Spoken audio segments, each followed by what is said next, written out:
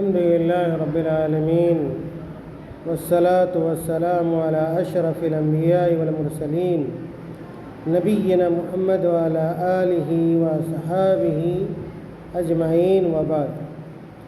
محترم حاضرین و ناظرین کرام، ہم اور آپ مسلسل جس کتاب کو پڑھ رہے ہیں اور جس کتاب کو سن رہے ہیں وہ کتاب اسلامی شریعت کی ایک اہم ترین کتاب ہے جو عربی زبان میں ہے، اور اس کتاب کا نام منہج السالکین ہے، اور ایک بہت بڑے عالم دین علامہ عبدالرحمن بن ناصر السعدی رحمۃ اللہ علیہ کی یہ معرکۃ الآراء کتاب ہے، اور اس عربی کتاب کا اردو میں خلاصہ آپ کے سامنے رکھا جاتا ہے۔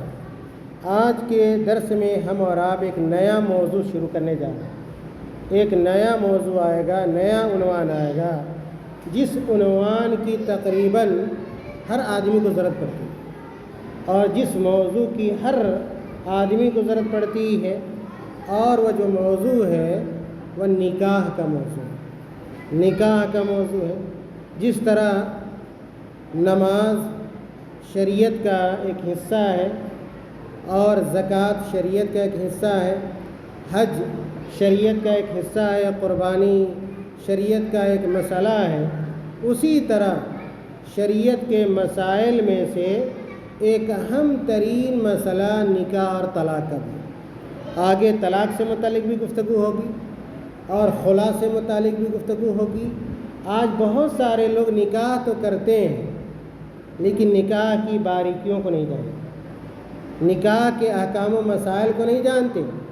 جس طرح ہمیں توحید کے بارے میں جاننا چاہیے، سنت کے بارے میں جاننا چاہیے، نماز کے احکام و مسائل کو جاننا چاہیے، اور دیگر امور اسلام کے احکام و مسائل کو جاننا چاہیے، اسی طرح ہر مسلمان کو نکاح اور طلاق کی باریکیوں کے بارے میں معلومات حاصل کرنی چاہیے۔ آج دیکھتے ہیں کہ شادی ہوتی ہے اور گھر میں مسئلہ شروع ہو جاتا ہے، لڑائی شروع ہو جاتی ہے، جھگڑے شروع ہو جاتے ہیں، اور طلاق کی نوبت آ جاتی ہے، میاں بیوی میں دوری پیدا ہو جاتی ہے۔ ایسا کیوں ہوتا ہے؟ وہ اس وجہ سے ہوتا ہے کہ بہت سارے لوگ نکاح کے بارے میں، مرد کیا بیوی کے اوپر کیا حق ہے، بیوی کا مرد کے اوپر، شوہر کے اوپر کیا حق ہے، اور اسی طرح بیوی کے اوپر یعنی عورت کے اوپر ساس سسر کے کیا حقوق عائد ہوتے ہیں، اور کیسے اس کو اپنے گھر میں، سسرال میں کیسے زندگی گزارنی چاہیے، میکے میں کیسے زندگی گزارنی چاہیے۔ یہ باتیں عام طور پہ نہ مردوں کو معلوم ہوتی ہیں نہ عورتوں کو معلوم ہوتی ہیں، حالانکہ ہمارا جو دین ہے نہایت خوبصورت دین ہے، اور ہماری جو شریعت ہے وہ سب سے اچھی شریعت ہے۔ ایک انسان کی زندگی کے جتنے بھی مرحلے ہو سکتے ہیں اور جتنے بھی شعبے ہو سکتے ہیں، ان تمام شعبوں کے بارے میں مذہب اسلام نے ہماری اور آپ کی رہنمائی کی، لیکن دقت یہ ہے کہ ہم لوگ اس رہنمائی کو نہیں جانتے ہیں، اس لیے مسائل کھڑے ہو جاتے ہیں، پریشانیاں ہماری زندگی کے اندر پیدا ہونی شروع ہو جاتی ہے، خاص طور سے نکاح اور طلاق کے معاملے میں۔ اللہ رب العالمین نے مرد و عورت کو پیدا کیا، اور مرد کے اندر بھی اور عورت کے اندر بھی شہوانی خواہش کو رکھا ہے، شہوانی خواہش کو رکھا ہے، جس کو ہم کہہ سکتے ہیں کہ شہوت کو رکھا ہے۔ ہر مرد کے اندر شہوت ہے، ہر عورت کے اندر شہوت ہے، اور اللہ رب العالمین نے اس شہوت کو پورا کرنے کے لیے جائز طریقہ بھی بتلایا ہے۔ حیوانوں کی طرح جانوروں کے اندر بھی شہوت پائی جاتی ہے۔ ہم لوگ دیکھتے ہیں، جانتے ہیں، سمجھتے ہیں کہ جانور کے اندر بھی شہوت ہے، لیکن یہ کہ جانور جیسے چاہتا ہے اس طرح اپنی شہوت کو پوری کرتا ہے، مکمل کرتا ہے، لیکن اللہ رب العالمین نے مرد و عورت کے اندر شہوت کو رکھا اور اس کو آزاد نہیں چھوڑا جانوروں کی طرح۔ حالانکہ اس زمانے میں بہت سارے لوگ شہوت کی تکمیل کے معاملے میں جانوروں جیسا رویہ اختیار کرتے ہیں، جانوروں جیسا رویہ اختیار کرتے ہیں، اور محرمات کا خیال نہیں کرتے، نکاح کا خیال نہیں کرتے، زناکاری کا ارتکاب کرتے ہیں، بدکاری کا ارتکاب کرتے ہیں۔ نہیں، ایسا نہیں۔ اسلام نے شہوت کی تکمیل کا جو جائز طریقہ بتلایا ہے وہ نکاح کا طریقہ وہ نکاح کا طریقہ ہے۔ اور نکاح کیسے کرنا ہے، کن لوگوں سے کرنا ہے، نکاح کے کیا شرائط ہیں، یہ ساری باتیں آپ کو قرآن میں بھی ملیں گی اور حدیث میں ملیں گی۔ شیخ عبد الرحمن بن ناصر السعدی رحمۃ اللہ علیہ نے نکاح کے اہم مسائل کو بہت ہی اختصار کے ساتھ بیان کیا ہے۔ چند باتیں آج کے درس میں آپ کے سامنے رکھی جا رہی ہیں، غور سے ان باتوں کو سنیے اور ان باتوں پر عمل کرنے کی بھی کوشش کیجیے۔ شیخ رحمۃ اللہ علیہ کہتے ہیں کتاب النکاح کے بعد کہ وَهُوَ مِن سُنَنِ الْمُرْسَلِينَ، شیخ رحمۃ اللہ علیہ نے یہ بتلایا کہ یہ نکاح تمام رسولوں کی سنت ہے۔ جتنے بھی رسول آئے اس دنیا میں، تمام رسولوں نے شادی کی، تمام رسولوں نے نکاح کیا ہے۔ بہت سارے لوگ کہتے ہیں نکاح کرنے کا کیا فائدہ، نکاح ہم کیوں کریں، نکاح کرنے سے یہ پریشانی۔ نہیں، نکاح کرنے سے سکون ملتا ہے، نکاح کرنے سے اطمینان ملتا ہے۔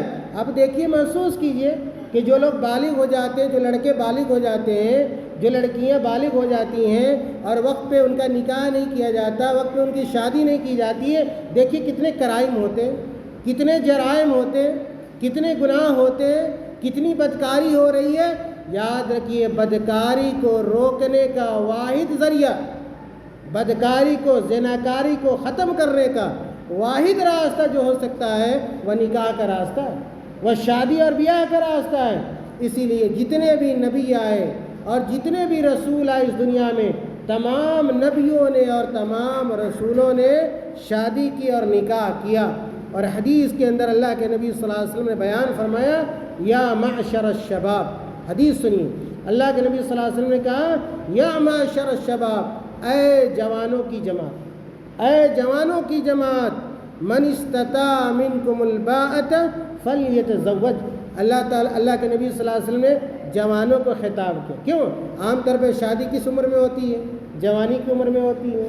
اس لیے اغلبیت کے اعتبار سے جوانوں کو خطاب کیا گیا۔ اس کا ہرگز یہ مطلب نہیں ہے کہ اگر کوئی آدمی بوڑھا ہو گیا اور اس کو شادی کی ضرورت ہے، شادی نہیں کرے گا۔ اپنے سماج اور معاشرے میں ایک بہت غلط طریقہ یہ پیدا ہوا ہے کہ اگر کسی شخص کی بیوی کا انتقال ہو گیا اور اگر اس کی عمر 40 سال ہے، 50 سال ہے، 60 سال ہے، نکاح کرنے کی وہ صلاحیت رکھتا ہے، نکاح اگر کر لے تو لوگ مایوب سمجھتے ہیں، لوگ اس کو برا سمجھتے ہیں، حالانکہ اس آدمی کی ضرورت ہے نکاح کرنا۔ اگر نکاح کر لے تو لوگ اس کو طعنہ دیں گے، اس کو برا بھلا کہیں گے۔ لیکن اگر وہی 50-60 سال کا آدمی اگر بدکاری کر لے، زناکاری کر لے تو سارے لوگ ہنسیں گے۔ لیکن اگر جائز طریقے سے اگر وہ آدمی اپنی ضرورت اور اپنی شہوانی خواہش کو پوری کرنا چاہتا ہے تو ہمارا معاشرہ اتنا خراب ہو گیا ہے، ہمارا معاشرہ اتنا فاسد ہو گیا ہے کہ معاشرے کے لوگ اس کو برداشت نہیں کرتے۔ اسی طرح یہ معاملہ ہے کہ اگر کسی آدمی کے پاس ایک بیوی ہے، اگر وہ دوسری شادی کرنا چاہتا ہے تو لوگ اس کو برا سمجھتے ہیں، اور اگر وہی آدمی اگر غلط طریقہ اختیار کر لے تو لوگ اس کو بھی کہیں گے کہ دیکھیے اس نے کیسا غلط کیا ہے۔ نہیں، اللہ کے نبی صلی اللہ علیہ وسلم نے کہا کہ اے جوانوں کی جماعت، من استطاع منکم الباءۃ فلیتزوج، تم میں سے جو آدمی شادی کی جسمانی صلاحیت رکھتا ہو اور مالی صلاحیت بھی رکھتا ہو۔ الباء کا دونوں معنی ہے، جسمانی طاقت بھی اور مالی طاقت بھی۔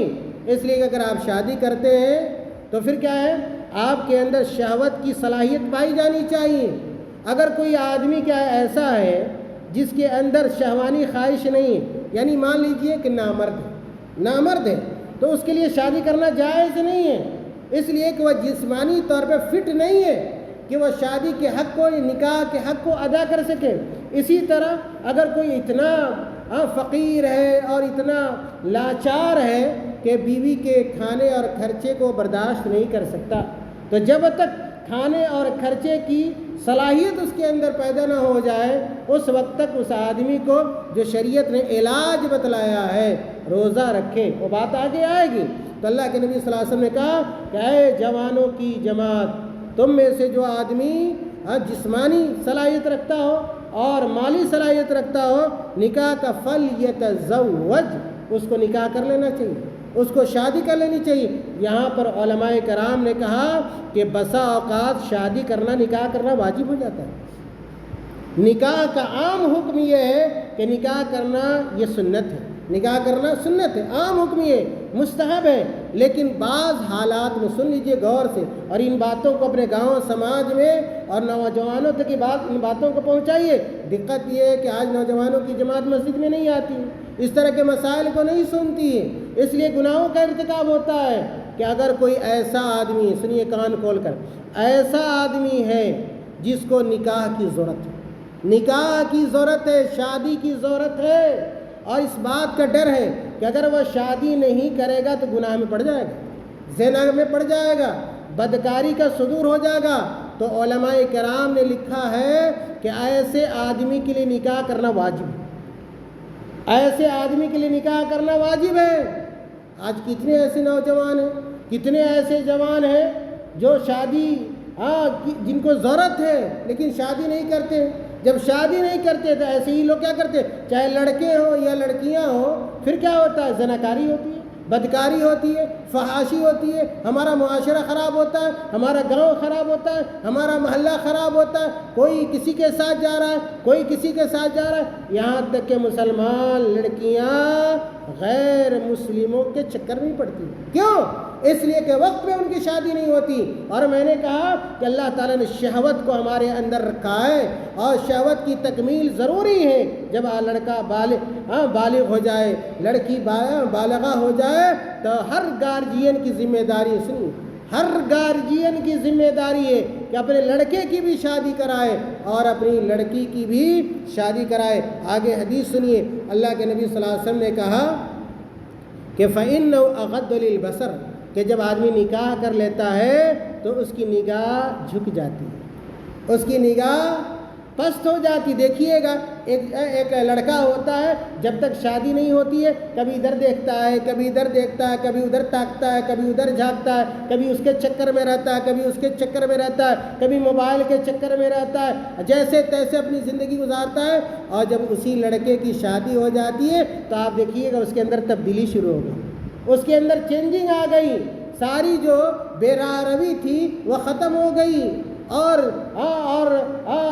ادھر ادھر جو تاکنا جھانکنا تھا وہ سب بند ہو گیا، اور وہ صحیح راستے پر آ گئے۔ یہ کس چیز کا کمال ہے؟ یہ نکاح کا کمال ہے، یہ شادی کا کمال ہے۔ اور شادی انسان کی نگاہ کو پست کر دیتی ہے۔ وَأَحْسَنُ لِلْفَرْجِ، اور اللہ کے نبی صلی اللہ علیہ وسلم نے کہا کہ نکاح کر لینے کے بعد آدمی کی جو شرمگاہ ہوتی ہے نا، وہ محفوظ ہو جاتی ہے، شرمگاہ محفوظ ہو جاتی ہے۔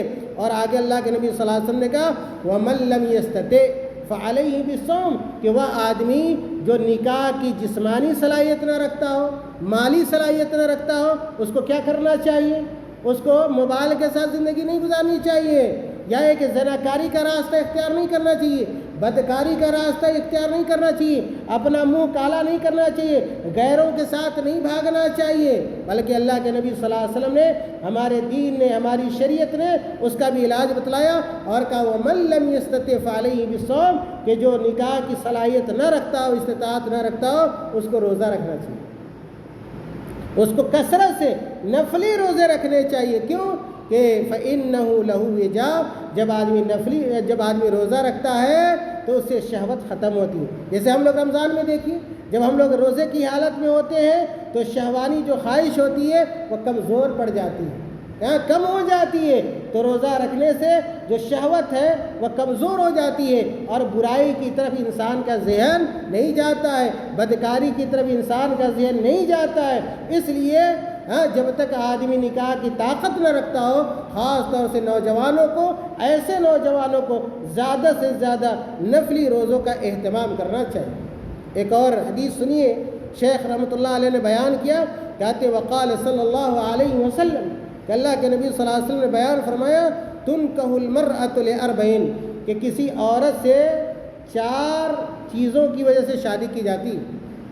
کوئی نوجوان، کوئی آدمی کسی عورت سے 4 بنیادوں پر، 4 خصوصیات کی وجہ سے، 4 صفتوں کی وجہ سے نکاح کرتا ہے۔ 4 باتوں کو عام طور پہ نکاح کرنے سے پہلے دیکھا جاتا ہے۔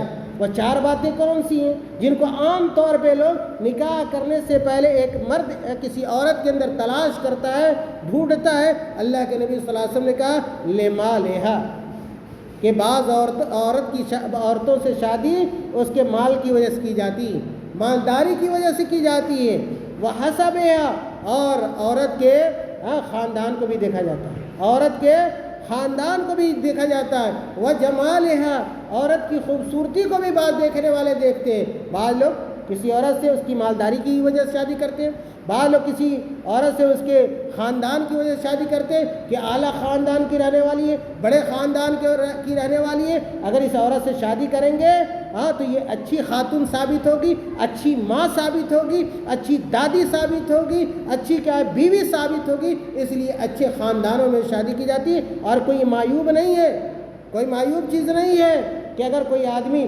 اچھے گھرانے میں شادی کرے تو وہ غلط ہے، نہیں، غلط نہیں ہے۔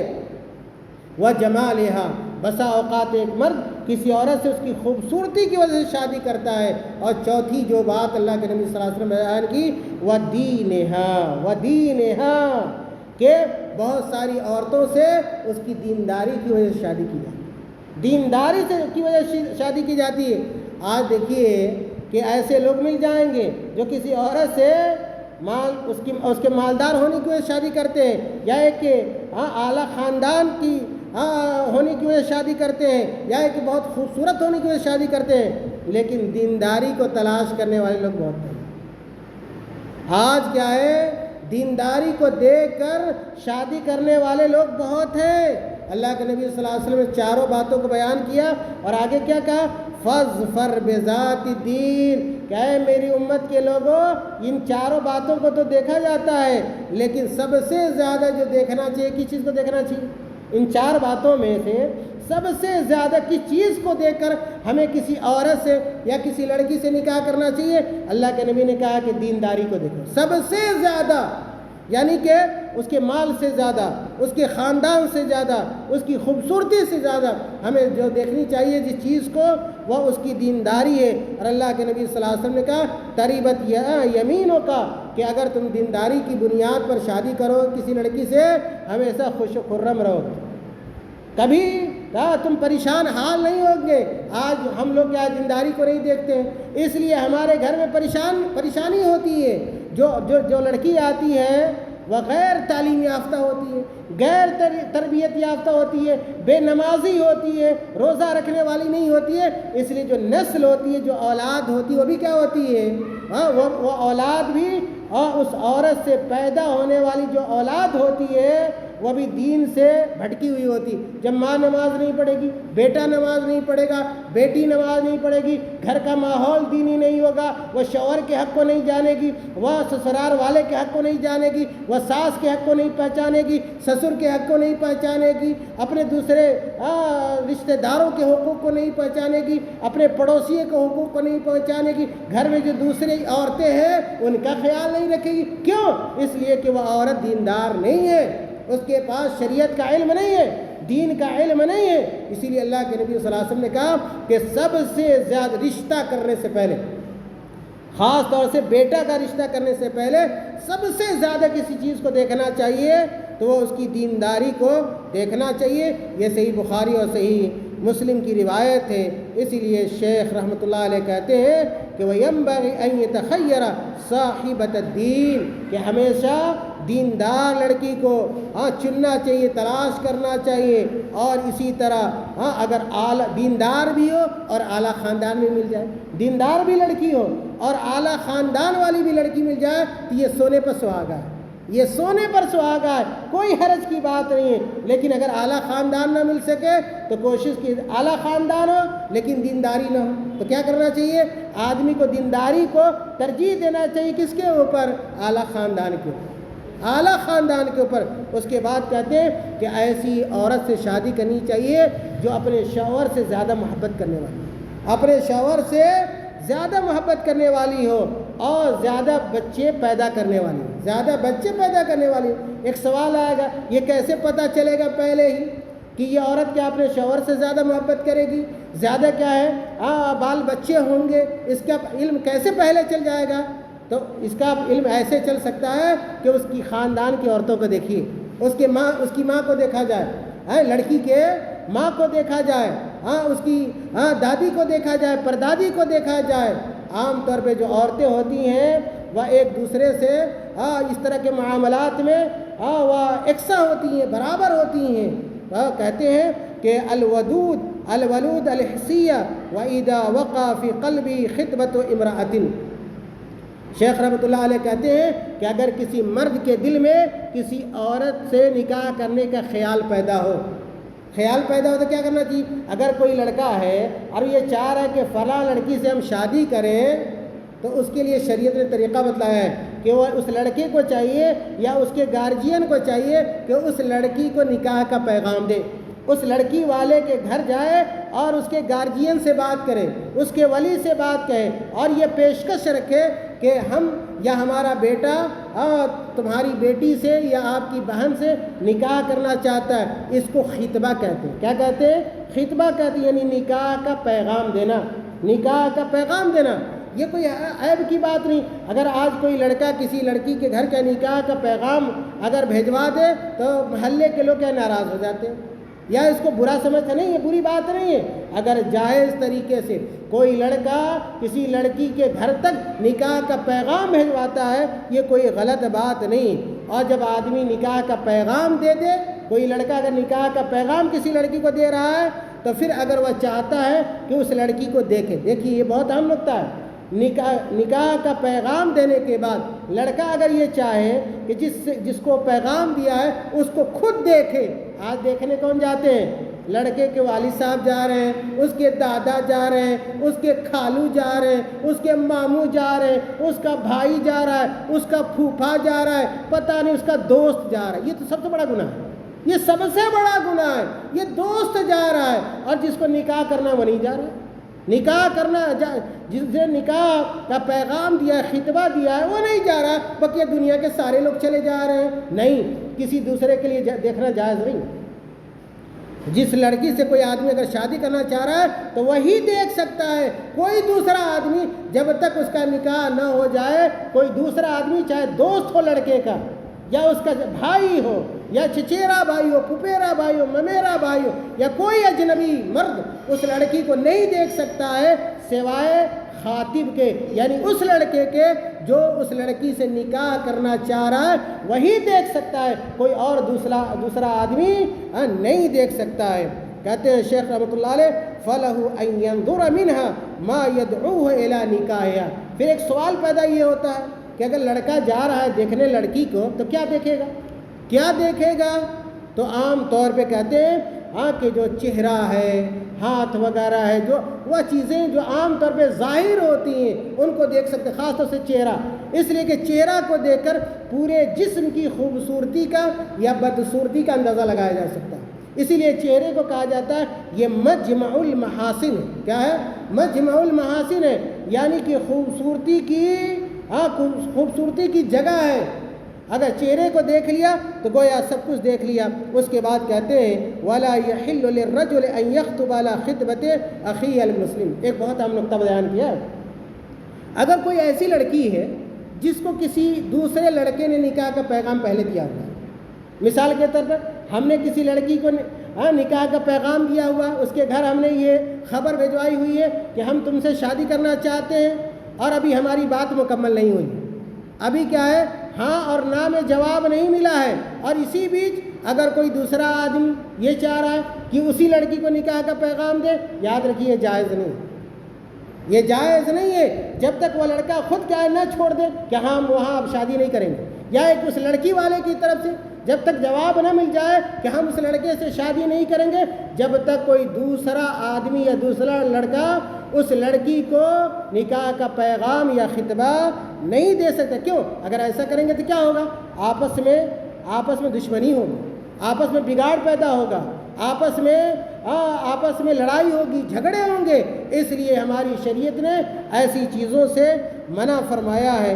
اسی طرح شریعت نے یہ بھی بتلایا ہے وَلَا يَجُوزُ التَّصْرِيحُ بِخِطْبَةِ الْمُعْتَدَّةِ مُطْلَقًا، کہ اگر کوئی ایسی عورت ہے جس کے شوہر کا انتقال ہو گیا، یا ایک ایسی عورت ہے جس کے شوہر نے اس کو طلاق دے دیا۔ غور سے سنیے، یہ سب بہت باریک مسئلے ہیں۔ کوئی ایسی عورت ہے جس کے شوہر کا انتقال ہو گیا، یا کوئی ایسی عورت ہے جس کے شوہر نے اس کو طلاق دے دیا ہے اور وہ عورت حالت عدت میں ہے۔ اگر کسی عورت کے شوہر کا انتقال ہو جائے، اس کی عدت کتنی ہے؟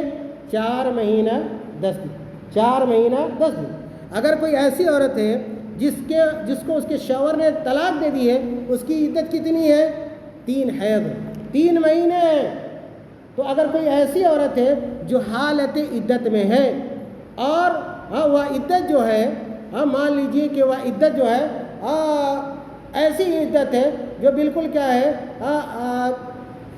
ایسی عدت ہے کہ مان لیجئے کہ 4 مہینہ 10 دن والی ہے، تو اس دوران جو ہے کوئی اگر یہ چاہے کہ صراحت کے ساتھ اس عورت کو ہم نکاح کا پیغام بھیجیں، اس کے شوہر کا انتقال ہو گیا، اب کوئی آدمی چاہ رہا ہے کہ ہم اس عورت کو، اپنے یہاں دقت یہ ہے کہ اگر کسی عورت کے شوہر کا انتقال ہو جاتا ہے، اگر وہ نکاح کرنا چاہتی، لوگ نکاح نہیں کرنے دیتے، دوسری شادی نہیں کرنے دیتے، بیوہ کی شادی کو لوگوں نے بہت مشکل بنا دیا ہے، اگر گناہ کر لے تو وہ آسان ہو گیا ہے اور اس کی شادی مشکل ہو گئی۔ نہیں، جس طرح مرد شادی کر سکتے ہیں بیوی کے انتقال کے بعد، اسی طرح ایک عورت بھی اپنے شوہر کے انتقال کے بعد وہ نکاح کر سکتی ہے، بلکہ اگر عورت نکاح کرنا چاہتی ہے تو اس کو کر لینا چاہیے تاکہ وہ گناہ سے بچ جائے۔